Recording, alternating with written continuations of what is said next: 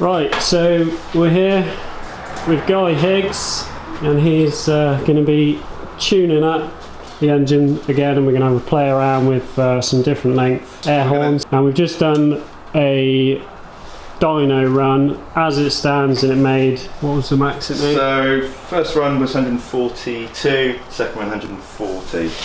So 142, and it made 147 at the previous dyno, so pretty similar. And so we're just going to try, I can basically take these off, screw the trumpets straight into here, and then I've got another set of these, so we'll have 3 lengths to experiment with and see what difference it makes. What's the prediction?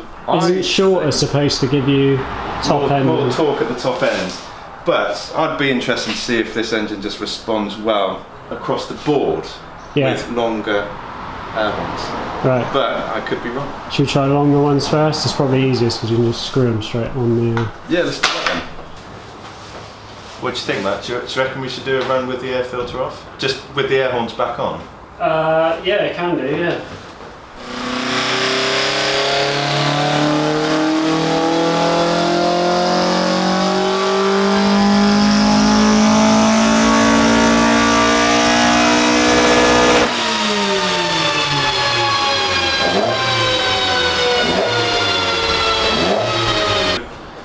One horsepower.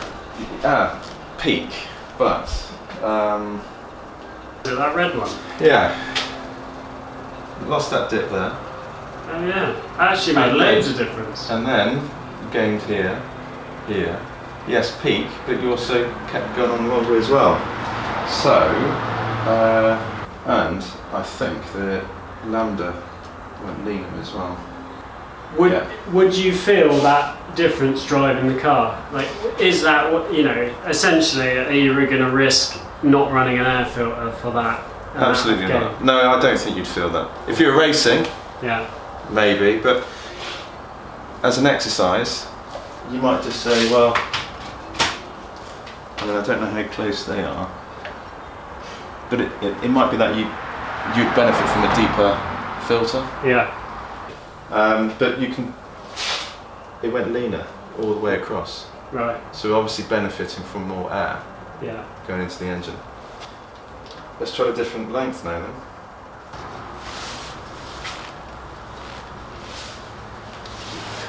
Nice, let's give that a go.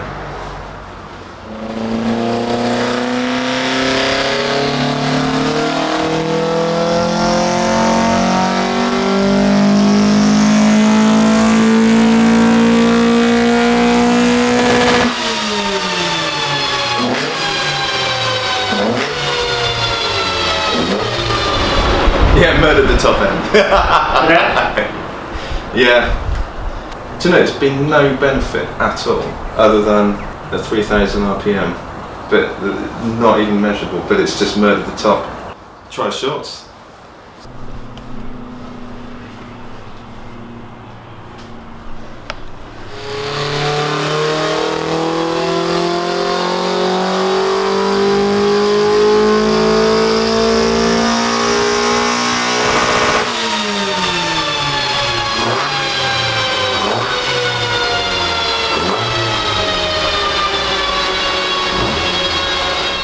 So short air horns, as expected, murdered everywhere.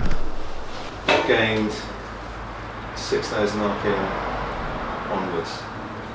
So just as we're approaching the limiter, we made an extra 5 horsepower. Yeah, the torque was down quite a bit, wasn't it? Yeah. As you had it. Yeah. So, turns out they had it right all along. Yeah.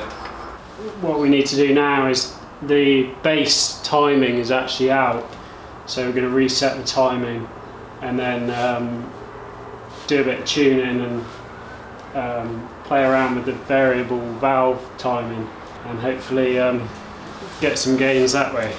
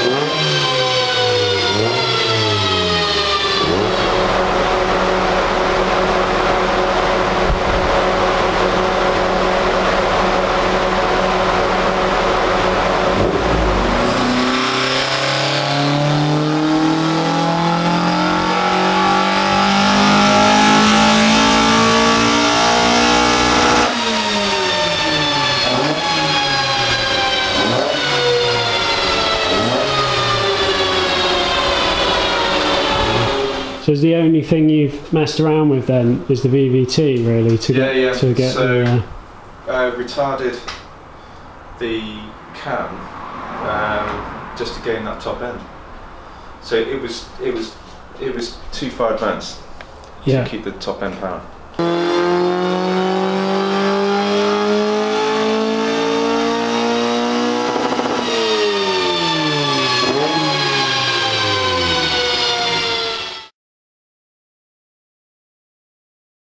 So this is the before here, this whatever colour it is.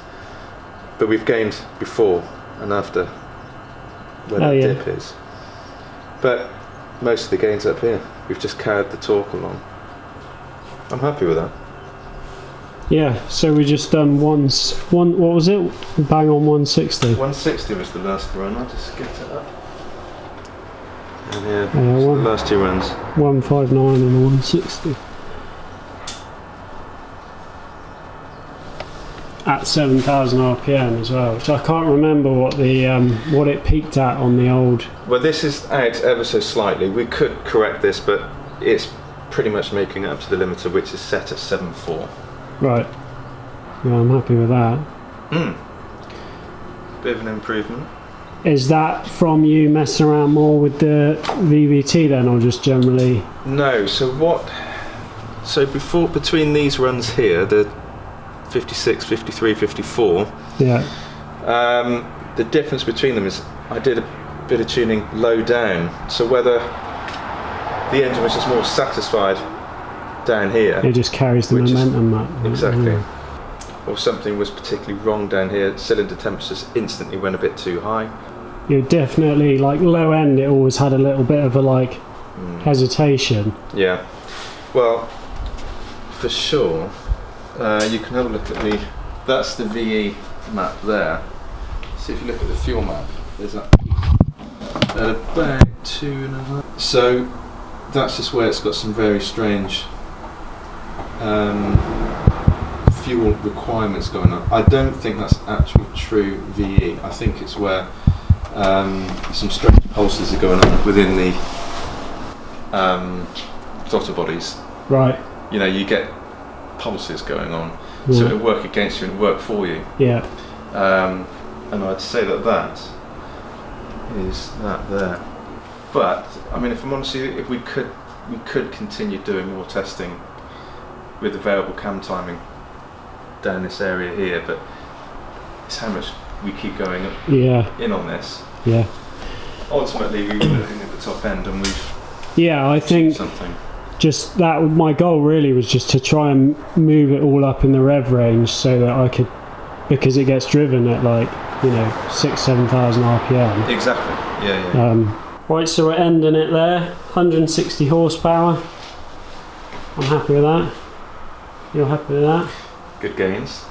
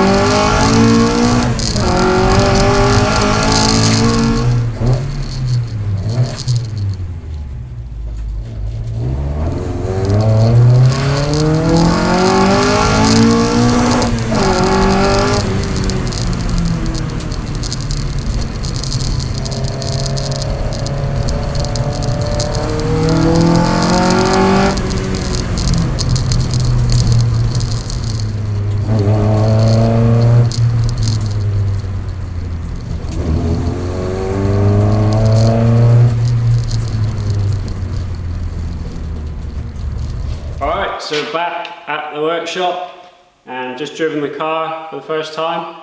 I can say it's massive improvement. The two areas of the car that I wasn't really happy with previously were the low-end drivability of the car. You always had to be in the right gear at the right revs. If you were too low, it would start bucking and kicking, occasionally pulling away. It would, you know, start kangarooing and stuff. Whereas now, I can be fourth gear, 30 miles an hour, put my foot to the floor, and it will just pull all the way through. Whereas you could never have done that before. Previously, it would almost come in with a bit of a kick when it hit like the sweet spot, whereas now it's like smooth all the way up through. The other thing is obviously the fact that it pulls all the way to the rev limiter, and you can feel it like pulling until it hits the rev limiter. You don't get that feeling that you want to change because it's sort of like fallen off at the top. So I think that's going to translate to quicker laps for sure. The main difference between when it was tuned the first time and when Guy tuned it was that the first time the car was on the rollers, it was being tuned for less than an hour.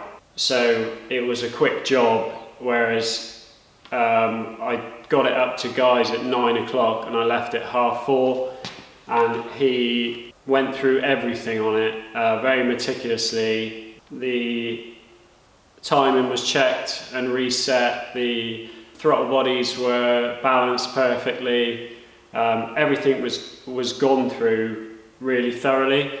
All the low end tuning after he'd done the messed around with the VVT, we got some good power increases. He went back and then spent a couple of hours just going back through the map and smoothing everything out, and that translated to more power up top as well. Yeah, I'm really happy with how the car's running, and I think Guy did a really good job.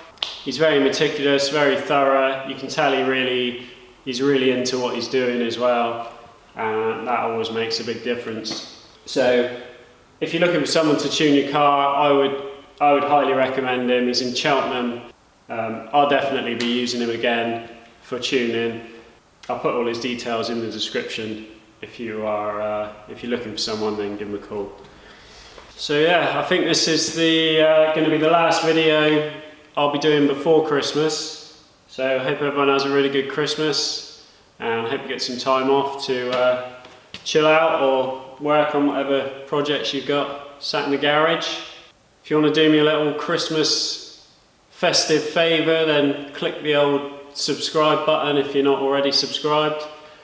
I'm getting really close to 100,000 subscribers now, so it'd be nice if I could reach that milestone.